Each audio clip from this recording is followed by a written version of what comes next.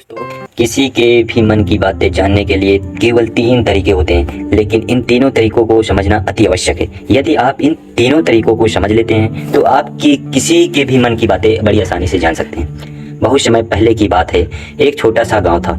उस गांव में 2 भाई रहा करते थे। बड़ा भाई अंधा था और इसलिए वह हमेशा घर पर ही बैठा था, और दूसरा छोटा भाई खेती किया करता था। लेकिन खेतों में अत्यधिक जानवर आने से पूरी फसलें नष्ट हो जाती थी, जिनके कारण छोटा भाई बहुत ही ज़्यादा परेशान हो चुका था। एक दिन उसे एक तरकीब सूझी। उसने सोचा, खेतों में से इन जानवरों को भगवाने के लिए क्यों ना मैं अपने बड़े भाई की मदद ले लूं। वैसे ही बड़े भैया अंधे हैं और खेतों में बैठे रहेंगे, और जानवरों की आहट आने पर वह उन्हें जोर से चिल्लाकर भगा भी सकते हैं, जिससे हमारी फसलें नष्ट होने से बच जाएंगी।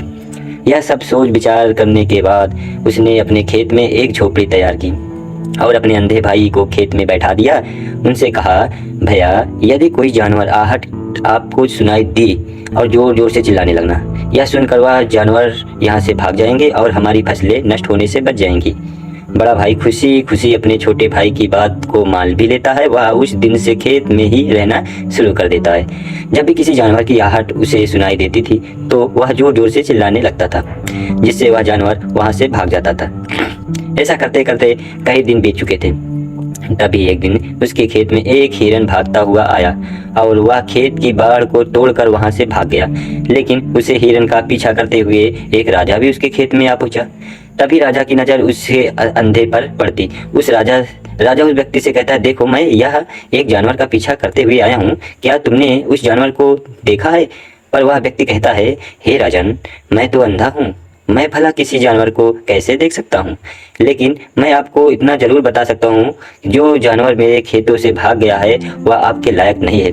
आप उसके पीछे अपना समय बर्बाद मत करें। राजा संदेह व्यक्ति की बात सुनकर बड़ा ही अचरज में पड़ जाता है। वह सोचने लगता है कि यह तो अंधा है, फिर इसे कैसे पता चल गया कि जिस हिरन की तलाश कर रहा हूँ वह मेरे लायक नहीं है। तभी राजा उस अंधे व्यक्ति से कहता है, कहीं तुम मुझसे झूठ तो नहीं बोल रहे हो? और तुम मुझसे झूठ बोल रहे हो कि अंधे हूँ? पता है, जो जानवर यहाँ से भागा है वह मेरे लायक ही नहीं है।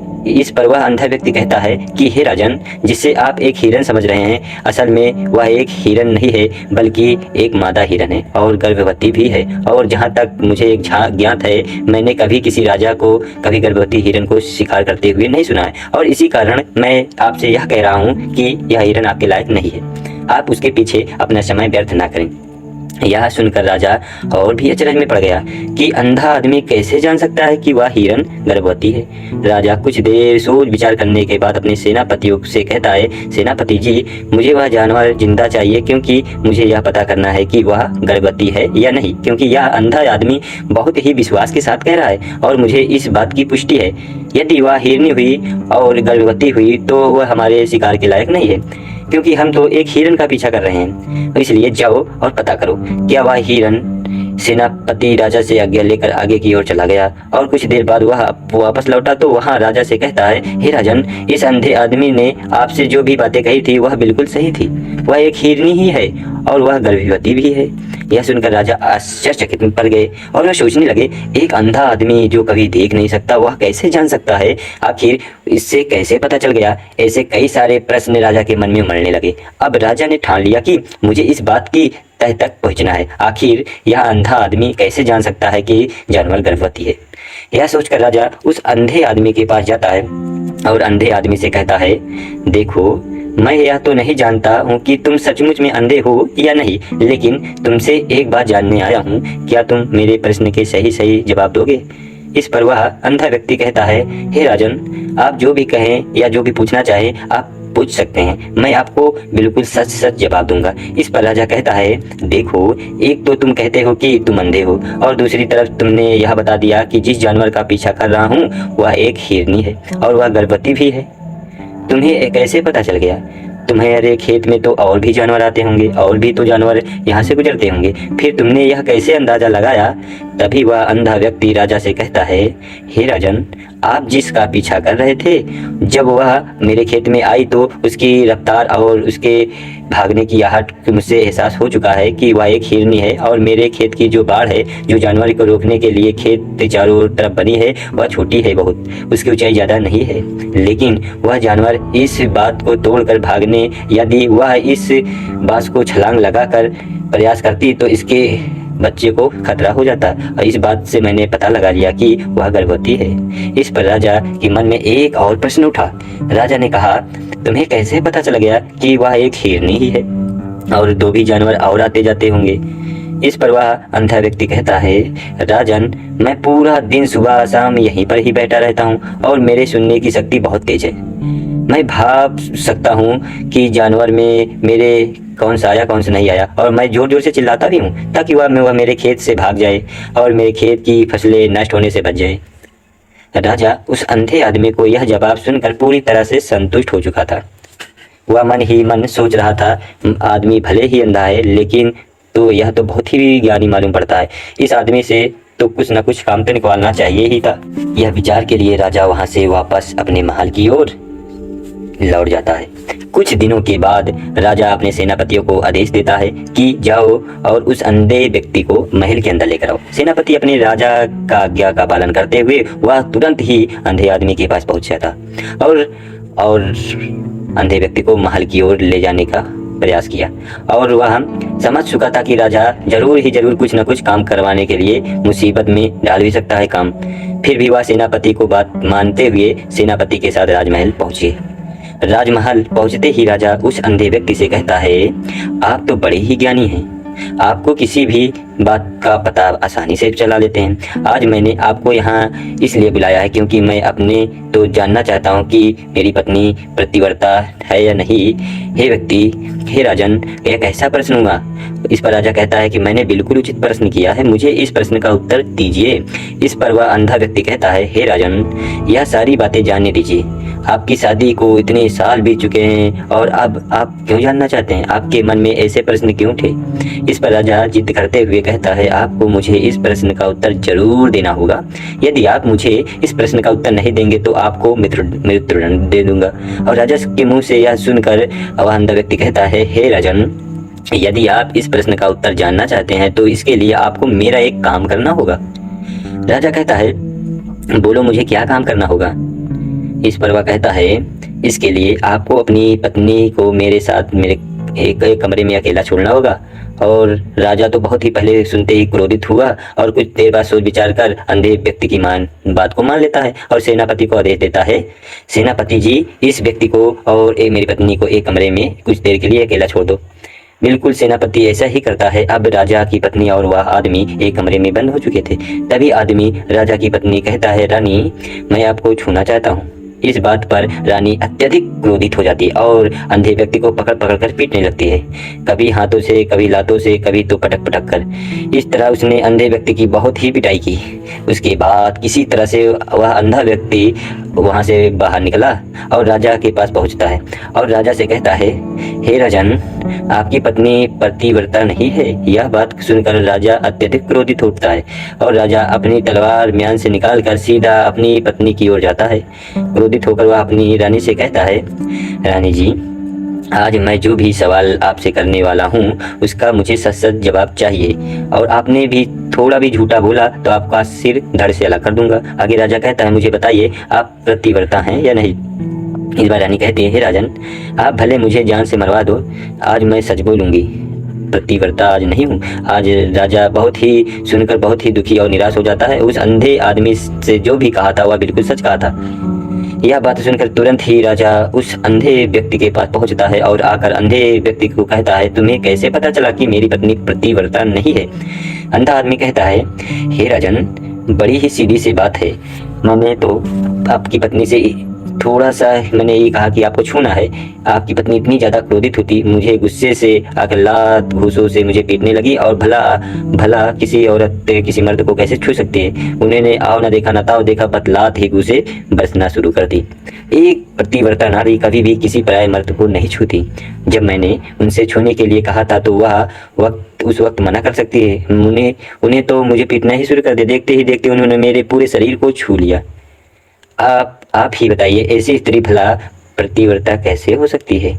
इस बात पर राजा कहता है, तुम तो बड़े ही ज्ञानी मालूम पड़ते हो, तुम्हारी बात बिल्कुल सही है। चलो तुम मेरे एक और प्रश्न का जवाब दो। तुमने मुझे इस प्रश्न का सही जवाब दे दिया तो मैं तुम्हें यहाँ से जाने दूंगा। राजा उस अंधे आदमी से कहता है कि क्या तुम सच में मैं अपने पिताजी का ही बेटा हूँ कि किसी और का? इस पर राजा से कहता है, इस बात से क्या लेना देना है ये किसी की औलाद हो या ना हो, आखिर आप इस राज्य के राजा ही तो हो। इस प्रश्न को जाने दीजिए। राजा इसको कहते हैं, इस प्रश्न के सही जवाब चाहिए इस प्रश्न का, अन्यथा यह प्रश्न मुझे बहुत ही परेशान करता रहेगा, इसलिए मैं इसका सही जवाब आपसे जानना चाहता हूँ। यदि तुम अगर सही जवाब दे देते हो तुम यहाँ से आसानी से जा सकते हो। इस पर वह आदमी कहता है, इसके लिए तुम मुझे आपकी माँ के पास जाने की आवश्यकता भी नहीं है। मैं आपको अभी भी यह बता सकता हूँ कि आप किसकी औलाद हो, लेकिन उससे पहले चाहता हूं कि आप मुझसे वादा करें कि आप मुझ पर क्रोध नहीं करेंगे। राजा ने कहा, मैं तुमसे वादा करता हूं, मैं तुम पर क्रोध नहीं करूंगा। उसके बाद वह अंधा आदमी से कहता है, राजन आप तो अपने ही पुत्र के पिता, लेकिन कंजूस सेठ की साया पड़ी आप पर। यह सुनकर राजा बहुत ही क्रोधित होकर उठा। वह तुरंत ही तलवार निकालकर अपनी माँ के पास पहुंच जाता है। वह पर पहुंचने के बाद अपनी माँ से कहता है, माँ मुझे सच बताइए, क्या मैं अपने ही पिता के पुत्र हूँ? यदि आपने आज सही नहीं बताया तो मैं अपना प्राण त्याग दूंगा यहीं पर। मुझे बताओ क्या सच है? इस पर राजा की माँ कहती है, बेटा तू तो अपने ही पिता के पुत्र हो, लेकिन तुम पर कंजूस सेठ की साया पड़ी है यहाँ पर। जब एक बार नहाने के बाद अपना मुंह आईने में देख रही थी तभी उस पर एक कंजूस सेठ नजर आता था, तब उसी सेठ की छाया अब तुम पर पड़ चुकी थी। और राजा इस सुनकर बहुत ही अचरज में पड़ जाता है और दौड़ा वापस उस अंधे व्यक्ति के पास पहुंचता है और उस अंधे आदमी से कहता है, तुम्हें कैसे पता चला कि मुझ पर एक कंजूस सेठ की छाया पड़ी है? इस पर अंधा कहता है, राजन आपने मुझसे कई सारे सवाल पूछे जिनका जवाब मैंने आपको सही दिए। यदि कोई और राजा होता तो मुझे उसके बदले ढेर सारे इनाम दिया होता, लेकिन अब तक आपने मुझे फुटी कौड़ी तक नहीं दी। इस पर बात मैंने अंदाजा लगा लिया था कि आप बहुत कंजूस हैं। यह बात सुनकर राजा जोर से हंसने लगा और कहता है कि आप जो भी मांगे तो मैं आपको अवश्य दूंगा, लेकिन मुझे यह बात बताओ कि तुम्हें कैसे पता चल जाता है कि कौन सी बात सही है और कौन सी बात गलत है? तुम किसी की बात का इतना सटीक और सही जवाब कैसे दे देते हो? इस पर वह अंदाज से कहता है, हे राजन मैं तो वैसे ही अंधा हूँ, मेरी आंखें तो होती तो किसी की भी मन की बात आसानी से जान लेता। मन की भी एक भाषा होती है और यह भाषा मनुष्य के शरीर के व्यवहार के रूप में देखी जा सकती है। उसकी आंखों से, उसके होंठों से और उसकी दान करने के तरीकों से, उसकी क्रियाओं से पता कर सकते हैं कि उसके मन में क्या चल रहा है। उसके आधार पर हम किसी के भी मन की बातें आसानी से जान सकते हैं। लेकिन मैं तो जन्म से ही अंधा हूँ, मैं देख नहीं सकता, इसलिए मैं क्रियाओं से देखता हूँ। यदि मुझे कोई भी बात जाननी होती है, अगले आदमी से मुझे कुछ काम देना पड़ता है, जिस प्रकार व्यक्ति किसी तरीके से काम देना पड़े, उस आधार पर मैं पता लगा लूंगा कि आखिर उसके मन में क्या चल रहा है। तभी वह राजा कहता है, इसका अर्थ हुआ कि मैं भी किसी के मन की बातें आसानी से जान सकता हूँ। इस पर वह अंधा आदमी कहता है, राजन अवश्य, किंतु इसके पहले आपको अपने ऊपर काम करना होगा और अपने मन को शांत करना होगा, अपने मन को वर्तमान में लाना होगा, जिसके लिए मैं आपको आज 3 तरीकों बताने वाला हूँ और तीनों ही तरीके बहुत ही आसान है और तरीके सरल है। किंतु राजन एक काम करना होगा, आपको अपने मन को एकाग्र करना होगा। जब आप अपने मन को एकाग्र कर लेते हैं तो मन को अपने वर्तमान में लाते हैं और दूसरे मन की बातें आसानी से जान सकते हैं, क्योंकि अभी भी आदमी अपने मन में की वर्तमान में ही सोच रहा है और हमारे मन को वर्तमान में ही लाना होगा, तभी हम उसके मन में की बातें आसानी से जान सकते हैं। क्योंकि अतीत में हुई घटनाओं के बारे में सोच रहे होंगे तो जो अगला आदमी सोच रहा हो वर्तमान में अपनी मन की बात कर रहा है वह हम कैसे जान पाएंगे, क्योंकि हम तो अतीत की घटनाओं के में डूबे हैं। इसलिए किसी के मन की बात जानने के लिए सबसे पहले हमें अपने मन को एकाग्र करना होगा, उससे वर्तमान में लाना होगा। फिर वह अंधा व्यक्ति राजा से कहता है, हे राजन जो 3 तरीके आपको बताने वाला हूँ, इन 3 तरीकों से आप आसानी से किसी के मन की बातें आसानी से जान सकते हैं। और यह राजा पहला तरीका है आंखों पर ध्यान देना। किसी व्यक्ति से बात करते हुए उसके आंखों पर देखना और आंखों पर ध्यान देना बहुत ज़रूरी है, क्योंकि आंखें बोलती नहीं लेकिन बहुत कुछ कह जाती है। किसी व्यक्ति की आंखों के इशारों को सीख जाएं तो हम जान पाएंगे कि व्यक्ति के दिमाग में क्या चल रहा है। वह क्या सोच रहा है और अभी वह क्या करने वाला। मेरे पास तो आंखें नहीं, लेकिन मैंने तो अपने गुरु से विद्या सीखी है, क्योंकि बहुत साल पहले मेरे पास आंखें थी और मैं उस वक्त लोगों के मन की बातें को देखकर जान लेता था। इसलिए यदि आप किसी दूसरों की बात जानना चाहते हैं तो आप उसकी आंखों पर गौर करना होगा, जैसे कि और कब और कहाँ किधर देख रहे हैं, वह आंखों को इधर उधर घुमा रहे हैं या फिर उसकी आंखें खुश नजर आ रही हैं। फिर आंखों में कहीं निराशा तो नहीं। जैसा कि एक चोर होता है, उसकी आंखों में जब हम देखते हैं तो हमें यह पता चलता है कि अगला आदमी कोई गलती की है। ठीक उसी प्रकार जब हम किसी चालाक व्यक्ति की आंखों में देखते हैं तो आपको पता चलेगा कि उसकी आंखों में चालाकी होती है। तो यह एक बहुत ही सीधा और आसान तरीका है। यदि आपको यह पता लगाना है कि सामने वाला व्यक्ति आपसे झूठ कह रहा है या फिर सच कह रहा है, आपको या उसकी आंखों में ध्यान देना अति आवश्यक होता है। यदि आपको बात करते हुए अपनी आंखें इधर उधर घुमा रहा है, तो ऊपर नीचे इधर उधर दाएं बाएं कर रहा है, तो इसका अर्थ हुआ कि वह इस बात को निकलने का कोई ना कोई रास्ता ढूंढ रहा है, वह कोई झूठ बना रहा है। यदि सामने वाला व्यक्ति आपसे झूठ कहने का प्रयास कर रहा है तो वह आपसे नज़र नहीं मिला पाएगा। ठीक उसी प्रकार दूसरे तरीके से हम चेहरे को पढ़ना सीखते हैं, क्योंकि चेहरे के हाव भाव होते हैं जिससे मन की बात बड़ी आसानी से समझ सकते हैं और इन्हें समझना बहुत ही ज़रूरी है। कभी कभी कोई व्यक्ति अपने चेहरे से अपने हाव भाव को बहुत ही अलग अलग व्यवहार करता है। यदि आप किसी व्यक्ति के चेहरे को गौर करेंगे तो आप आसानी से समझ पाएंगे कि व्यक्ति निराश है या बहुत ही उदास है, या फिर वह बहुत ही खुश है, या फिर कोई बहुत बड़ा दुख है। तो अपने अंदर क्या महसूस कर रहा है, यह सारी बातें हम उसके चेहरे के हाव भाव से पता कर सकते हैं। फिर चाहे इंसान जुबान से कुछ बोले या न बोले, लेकिन उसके चेहरे से सब कुछ पता कर सकते हैं। आगे अंधा व्यक्ति राजा से तीसरा तरीका बताते हुए कहता है, हाथों के शरीर का व्यवहार मन की बात समझने के लिए हमेशा हाथ के इशारे और शरीर के व्यवहार को समझना बहुत ही आवश्यक है। कोई व्यक्ति जब भी बात करता है, जो आपने बात देखा होगा कि जब हाथों के हिलाता है और हाथों से इशारा करता रहता है, वह बातों के साथ साथ अपने शरीर का व्यवहार है उसका भी पूरा उपयोग करता है, जिससे हमें यह पता चल पाता है वह व्यक्ति हमारी बातों को कितना ध्यान दे रहा है और उसके मन में क्या चल रहा है। शरीर के व्यवहार को देखने के लिए हाथ हिलाने के चेहरे, बार बार हाथ लगाना और हाथों को एक दूसरे से मसलना, ऐसी बहुत सी क्रियाएं करता है। उस पर हमें ध्यान देना है कि अति आवश्यक है। मन की बात आसानी से समझने के लिए हमें शरीर को, विज्ञान को भी समझना जरूरी है। यदि हम तीन तरीकों को अच्छी तरह से समझ लेते हैं तो हम बहुत ही जल्दी किसी भी व्यक्ति की मन की बातें आसानी से, बड़ी ही सरलता से और सहजता से जान सकते हैं। इसलिए आपको किसी के मन की बातें जाननी है तो आपको उसकी आंखों पर और चेहरों पर, उसके शरीरों पर हाव भाव को, उसके हाथों को ध्यान पूर्वक देखना होगा, समझना भी होगा, जिससे आप यह समझ पाएंगे कि आखिरकार उसके मन में क्या चल रहा है और क्या सोच रहा है। लेकिन उससे पहले आपको अपने मन को एकाग्र करना होगा, शांत करना होगा और अपने मन को वर्तमान में लाना होगा। तभी आप उसकी सभी क्रियाओं पर ध्यान दे पाएंगे, उन्हें समझ पाएंगे।